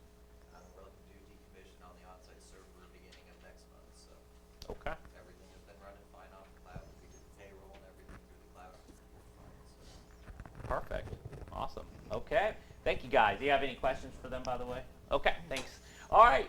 Police Department, Chief Oler. Thank you, sir. I had mentioned in the previous meeting that we had some recall notices on some Ford Explorers. Those 2 of the 3 have been taken in for repair at no cost. It was just a programming issue that Ford had flagged those 3 units. The 3rd unit that needs to be addressed is still a Doug Ray for the Deer Strike. So as soon as it's done, we'll get it in. I'm in the process of doing the Department of Justice Vest reimbursement program. Of course, it's a federal program, so it's never easy to get those forms submitted. But I'm working on it, and Mike's been helping me with that.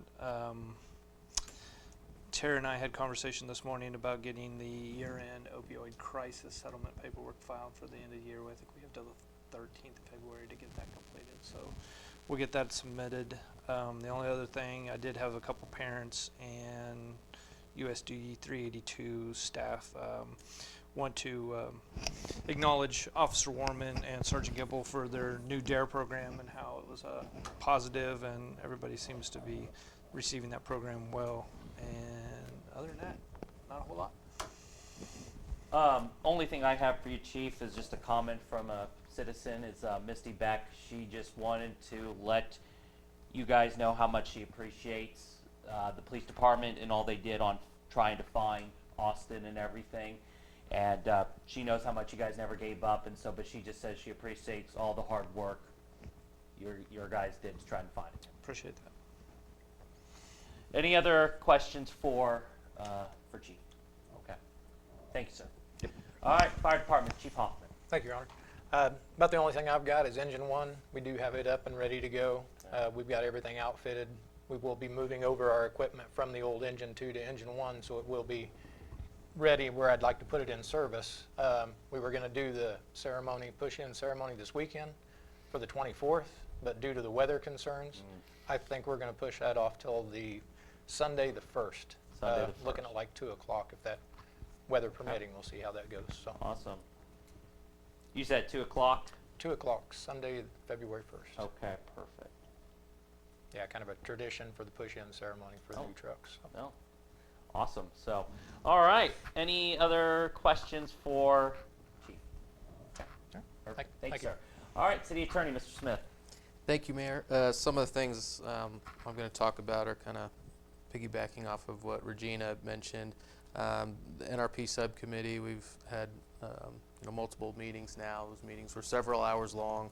We're both the county and the city and the our community members involved with that are putting in a lot of time to work out would hopefully be the best resolution for Pratt to keep it as competitive as possible with respect to the other communities in the area when it comes to that program.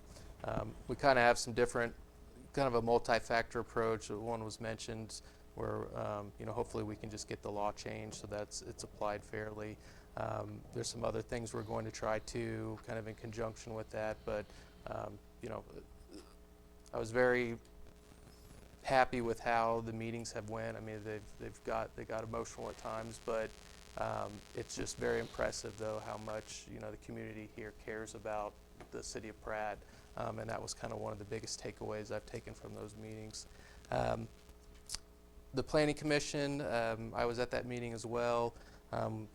The CUP process, conditional use permit, that was on last week's agenda, and I had asked the commission to table that. I discussed that process with them, so they've got the hearing set on that. And I also developed a template for them to use at that hearing so they can make the necessary findings that the subdivision regulations require. And then they'll basically send that template to you all, assuming they approve it, which I believe they are planning to. That way it's a nice clear-cut form for you all to look at and make your determination, because you'll be the ultimate ones that make the determination on that, because it is a change to the actual subdivision code. The Airport Authority land issue, I did research that, and I discussed it with the Airport Authority's attorney. I was able to find, basically FAA's process in terms of what it looks like to get approval to sell that property. I sent that to him, and also I found 4 different FAA orders in Kansas where they had authorized the sale of airport land. And so hopefully that'll help that process and show that, here's what it looks like, and it's been done, and all of these were done in the last few years. So, it's hopeful we'll get something worked out on that end. And a lot of work, a decent amount on the dangerous structures. Hopefully the info and the templates I provided were helpful. I just thought, since we really haven't done any of these, and at least since I've been here, and even just over the course of, most commissions, it's not something that comes up a lot. So hopeful that just having some of that information readily available will help, especially if we have some more issues come up in the future. But other than that, I've been busy working on a lot of things, but it's good, and I think we're making a lot of progress, and it's been enjoyable to work on. Okay, perfect. Any questions for Cody? I just want to thank Cody for the work he's put in with this NRB. He has put in a ton. Yeah. That's his map. Yeah. And a template, and verbiage that's been in here has been, what he's put into it. He's done a great job. I concur with Brad on that, so great job. Thank you, I appreciate it. All right, any other things for Cody? All right, thank you, sir. All right, Finance Department, Tara, do you have anything to add, or? No, in your packet this week, you did have preliminary year-end numbers. We're still working on final accruals, so once those are in, I'll get you final information, also give you kind of a narrative on some of the items that might have changed a little bit more year over year, just to explain what caused those, just for your information. So we'll get that to you as well. Okay. Other than that, just, various year-end information that's required. So. Okay, perfect, awesome. Any questions for Tara? All right, thank you, ma'am. All right, City Clerk, Miss Garden. I have nothing to report. Wow. Okay. Uh-oh. Got an audience right there. All right, just a couple things in my mayor report is, one, we will have an executive session. And then also, just a couple things is, one, Gina, are we going to, I know you and we tabled it, are we wanting to meet with Gary on Friday at 4 p.m. next week, or do we want to wait till his actual plaque comes in next week? Or is she in? Well, so, yeah, And it's I would have to do it on Friday before 2. Oh, Friday before 2? Right, yeah. But we could also do it next week. Yeah, let's just move it. Or over the weekend. Or over the weekend. Doesn't matter to me. So we can do, how about we just do it next weekend? Yeah, let's just do it next week. Let's chat. Yeah, because well, it doesn't have to, Yeah, Yeah. off record. Okay. But the one thing is, with me and Gina going to do that, if you guys would like to say, if you would like to give me something to say to Gary, text it to me, email it to me, and individually, of course, not in a group thread. Don't want to violate coma. So, or give it to Gina or something, then we can present it to Gary on that. When does the plaque come in? I didn't get an official date yet, but it is ordered and it's through a new vendor because Parsons closed, so that's why there's been a little bit of a challenge with the specific item that we used to give to commissioners. Okay. So we made some changes. So once we have more information on that, we can set a more firm time. Perfect. All right, and then the last thing is, I'd just like to wish our city manager happy birthday today. Today? Yes, today is her birthday. And you're 35? You are a gentleman, Yes. Mr. Farmer. Do Yeah. not ask a lady her age. I did. I said 35. That's all I said. So, give or take. The department heads were actually very sweet Yeah. in saying happy birthday to me at the department head meeting today. All right. I don't know. I mean, there were no dogs howling. Everybody sounded very nice. Jamie wasn't there. All righty. With that, we'll go through commission reports. Commissioner Hostetler, have anything? We have a land bank meeting Thursday. Okay. That's all. All right. Commissioner. Nothing. Okay. Okay. All right. With that being said, I'd like to move the City Commission recess into executive session with the City Manager and the City Attorney for consultation regarding a matter related to a potential real estate transaction will be deemed privileged in attorney-client relationship pursuant to attorney-client privilege exemption in KSA 75-94319B2. And the open meeting will resume in the City Commission chambers in... I don't know, what do we, 15 minutes? 15 minutes. Is it okay if we take a little tiny break before we go into executive session? So we will come back at 7:20 just to make it safe. Does that sound reasonable? Okay. Yeah, okay, thank you. It's been moved and seconded that we go into executive session and for attorney-client privilege, and we'll come back at 7:20. All those in favor, please say aye. Aye. I'd like to make a motion that we turn out of executive session with nothing to report. It's been moved and seconded that we come out of executive session with nothing to report. All those in favor, please say aye. Aye. Okay. With that being said, is there anything else we need to talk about? Okay. All right.